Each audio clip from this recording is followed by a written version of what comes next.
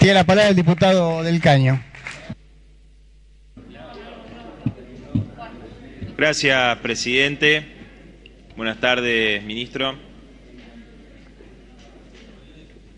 Ya en la reunión anterior con el ministro Duhovne señalábamos algunas cuestiones que con lo que vimos el día de ayer creo que se ha reforzado, ¿no? El hecho de que usted diga, ministro, que acá que no hay ningún acuerdo o que no están realizando ningún intento de acordar con los gobernadores, es como que pensemos que este presupuesto no fue escrito según los parámetros y las necesidades del Fondo Monetario Internacional, de sus imposiciones.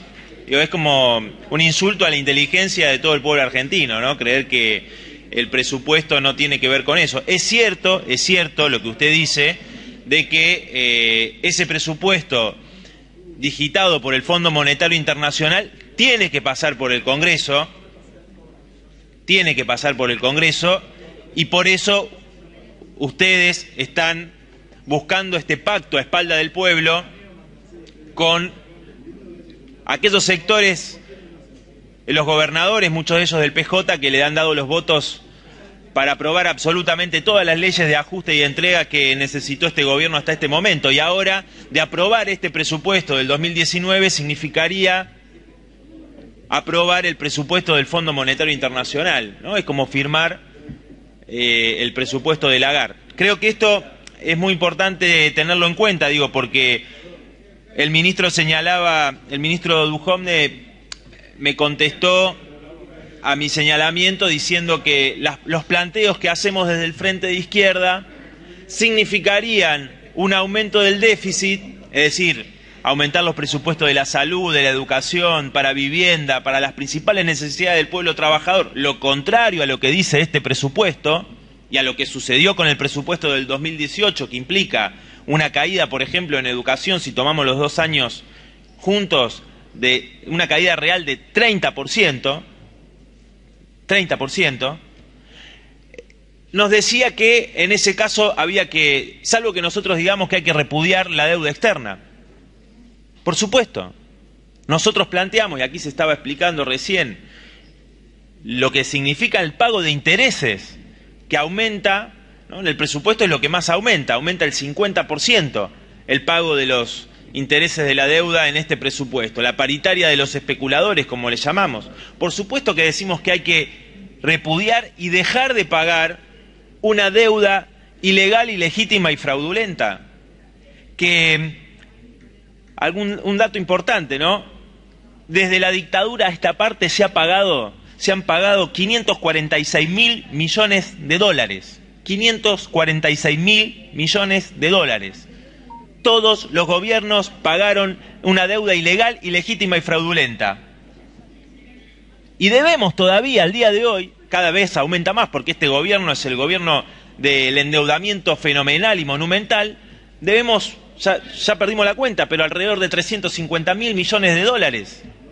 Es decir, que por supuesto que nosotros creemos que esos recursos tienen que ser destinados a los intereses del pueblo trabajador. Y se nos dice como argumento este presupuesto que todos tienen que hacer un esfuerzo, entonces dice las provincias. Las provincias están hablando de los trabajadores y el pueblo de cada una de las provincias que se va a tener que ajustar.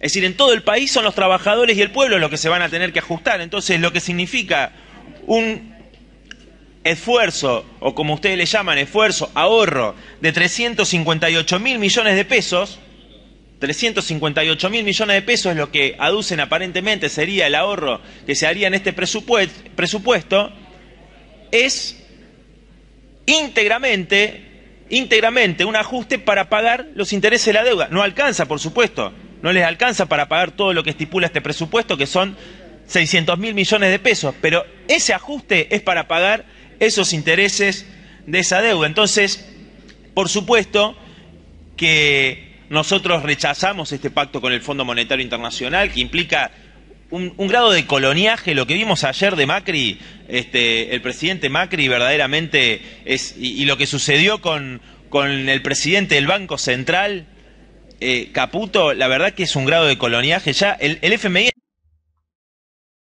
está festejando el nuevo presidente del Banco Central. Digo, pero ya que el presidente del Banco Central tenga que tener el beneplácito del Fondo Monetario Internacional, es un grado de coloniaje realmente extraordinario, ¿no? Un salto en lo que hemos visto hasta ahora de parte de este gobierno, que nos llevó al fondo, a un Fondo Monetario Internacional, ministro, que no votó absolutamente nadie. ¿Quién votó a Christine Lagarde? Digo, nosotros podemos hablar y decir que este gobierno hizo muchas promesas que incumplió. Una de ellas, y todo el pueblo argentino se lo recuerda, es que no iban a hacer una reforma previsional, y fue lo que hicieron en diciembre del año pasado, ¿no? Llevando adelante un ajuste brutal contra los jubilados, acordándolo, por supuesto, con los gobernadores, ¿no? Los mismos que usted está intentando acordar ahora, los sectores del PJ que votaron ese robo a los jubilados, que firmaron ese pacto. Entonces, lo que justamente nosotros le queríamos, en primer lugar, señalar es que no podemos tomar más que como el presupuesto del Fondo Monetario Internacional y denunciar este pacto a espaldas del pueblo que se está realizando con los gobernadores del PJ para un nuevo presupuesto de ajuste. Por otro lado, yendo a lo que usted, a las preguntas, algunas de las preguntas,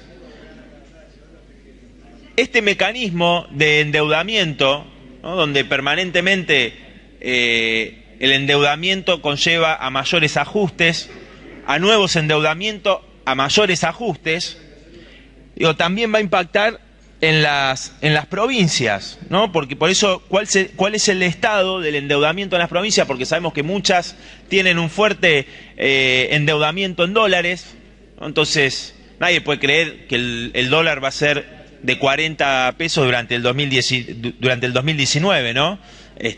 Ya si hay una devaluación, eso va a implicar nuevos recursos que habrá que destinar al pago de la deuda. Lo mismo sucede en las provincias. Entonces quiero saber cuál es la situación que atraviesa el endeudamiento en las distintas jurisdicciones. Por otro lado, usted dijo que cada distrito iba a tomar una decisión alrededor del subsidio en lo que hace a las tarifas social de la electricidad y a las tarifas de transporte. Bueno, ¿usted puede afirmar entonces que no va a haber ningún ajuste, ningún nuevo tarifazo en la electricidad y en el transporte, producto de esta quita de subsidios que va a hacer la Nación y que se transfiere a las provincias? ¿Puede afirmarlo? Digo, porque acá hay provincias donde el transporte público de pasajeros podría pasar, como lo señalaba la diputada Romina del Pla, en la provincia de Córdoba, de 17,30 aproximadamente a 30 pesos, o algunos dicen a 40 pesos. Digo, entonces, eso es lo que se está votando acá en este presupuesto, que el boleto de colectivo de pasajeros de la ciudad de Córdoba pase a costar 30, 40 pesos. Digo, pregunto.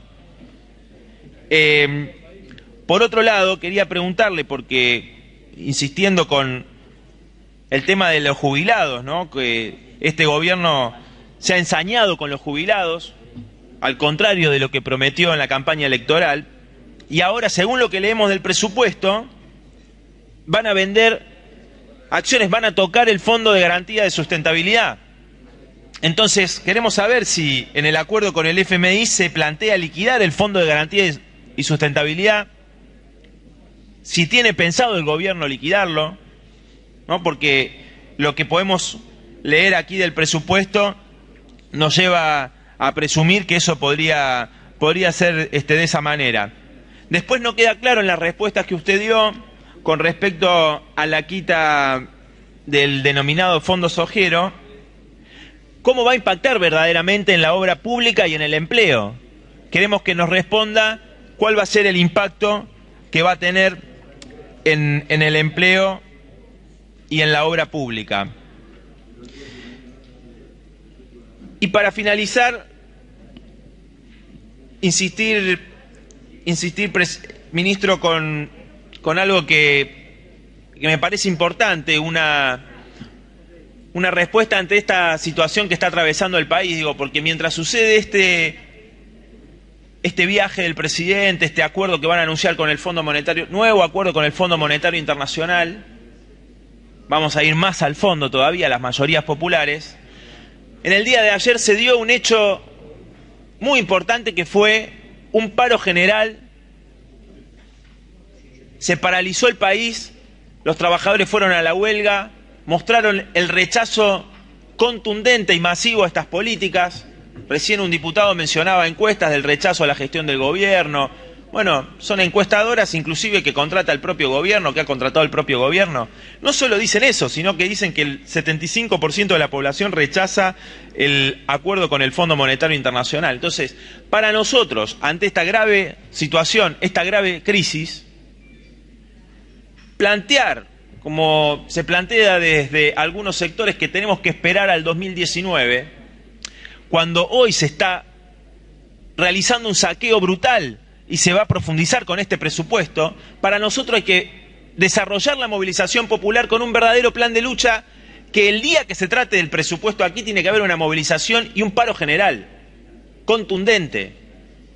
Y creemos que la salida más democrática en este momento, nosotros que luchamos por un gobierno de los trabajadores, por supuesto, con un planteo opuesto al de su gobierno, que es decir, que los recursos del país estén destinados en función de los intereses de las grandes mayorías y no de un pequeño puñado de parásitos especuladores para los cuales está, por ejemplo, dirigido este presupuesto, a beneficiar a esos sectores, a los grandes capitalistas, a un pequeño puñado de exportadores que son los que manejan el dólar, por ejemplo, ¿no? Es decir, el salario de los trabajadores, que ha quedado pulverizado, está en manos de los grandes bancos.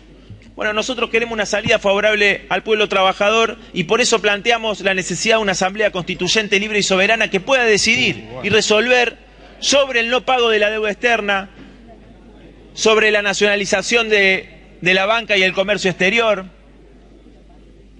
Me parece que es la salida más democrática que hoy puede haber en este momento ante esta crisis en la que está el país.